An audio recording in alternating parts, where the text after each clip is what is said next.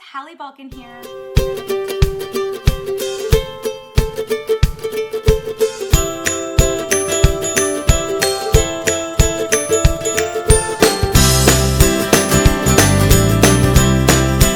This episode, we've had some inquiries about where to really begin with sign language. You know, I gave you guys some really great first steps of where to begin, but I realized that there's plenty more that we could talk about on this topic. So sign language is just like teaching, it's another language. And so it's just like teaching any language, you know. So my suggestion that I'm going to give you today, this is how I would do it in therapy. And so, you know, there's no right or wrong way necessarily. You may hear other people have different opinions on how to do this, but this is how I would do it. So tip number one, if you're teaching your child to use some signs to communicate, is treat it like any other language and start with one word at a time, right? So if we're working on English and you start teaching your child different words, you're at the single word stage. That means we're just focusing on getting them to say one word right now, right? So it may be that I want them to say more, like I modeled last week, or I might want them to say eat. So we're gonna focus on single words. I'm not gonna expect that they're gonna put two words together yet and say more please, or more apple, or eat apple, or eat please. You know, I'm not gonna expect that from them yet. I only want one word, eat, more. That's all we're gonna start with, right? So that's tip number one. And going back to last week's episode, we also wanna make sure that our kiddos are using functional words. So we wanna make sure that single words, but that they're functional. And if you need a review of that, go back to last week's episode and you'll get a good review on what that means.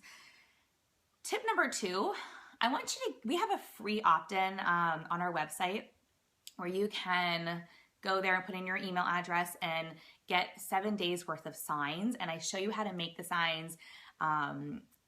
I'll link that below so that you can get it, but it's a really good place to start.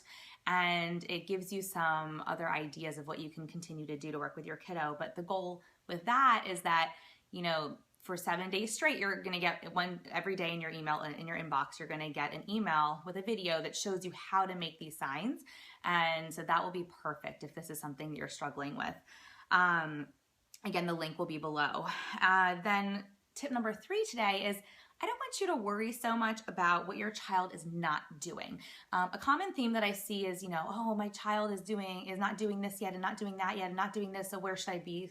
You know, where should I start?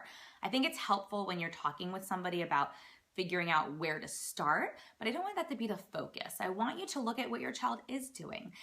You know, some children, for example, more becomes, it's a clap, more, because they don't have those motor, you know, skills yet to put their fingers together and bring that together. It's a lot to do that, actually. So sometimes I have kids who go, more. Totally okay. We call that an approximation. They're approximating it. They're still communicating. They do the same thing every time, which shows us that we know they know what more means. And they're clearly asking for more because every time they want it, they come up and they go like more.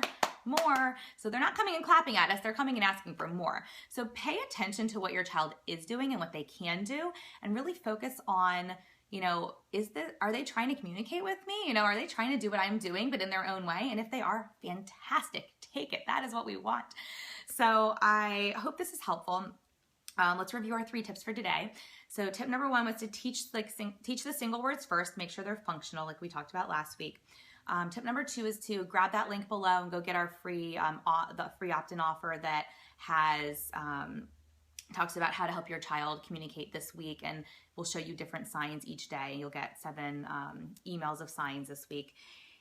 And tip number 3 is don't focus so much on what they're not doing. Focus on what they are doing and look for things that they're doing that may not be exactly what you're doing, but they may be getting kind of close, right? Because they are probably communicating with you.